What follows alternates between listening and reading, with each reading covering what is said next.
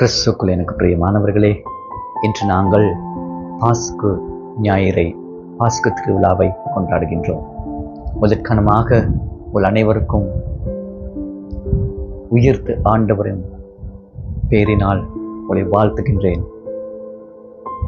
அன்பார்ந்தவர்களே, இந்த நாளில் நாங்கள் அன்று பாஸ்கா தினத்தில் இருந்து போன ஒவ்வொருடைய ஆத்துமக்களுக்காக நாங்கள் மன்றாட வேண்டும்.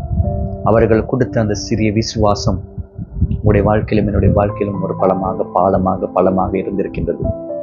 அந்த விசுவாசத்தினூடாக கத்தோலிக்கர் என்று சொல்லக்கூடிய அந்த தன்மை வளர்ந்திருக்கின்றது, வளர்ச்சி அடைந்திருக்கின்றது. எனவே உங்களுடைய மன்றாட்டுக்களிலே அவர்களுக்காக மன்றாடுங்கள்.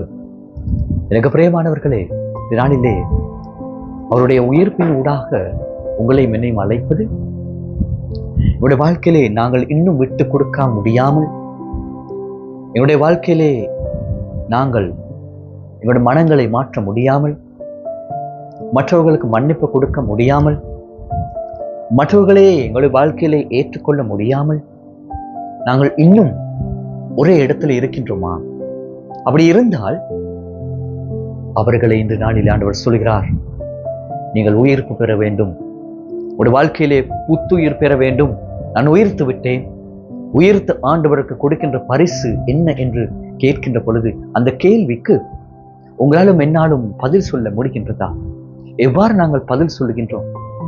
அன்பார்ந்தவர்களே, உயிர்த்து ஆண்டவர் அன்று பாடுகள் பட்டவர், காயங்கள் பட்டவர், மறை போதித்தவர், அவர் தன்னை வாழ்க்கையிலே மாற்றிக்கொண்டு காலங்களுக்கு ஏற்ப, சூழ்நிலைகளுக்கு ஏற்ப தன்னை மாற்றி அமைத்தார்.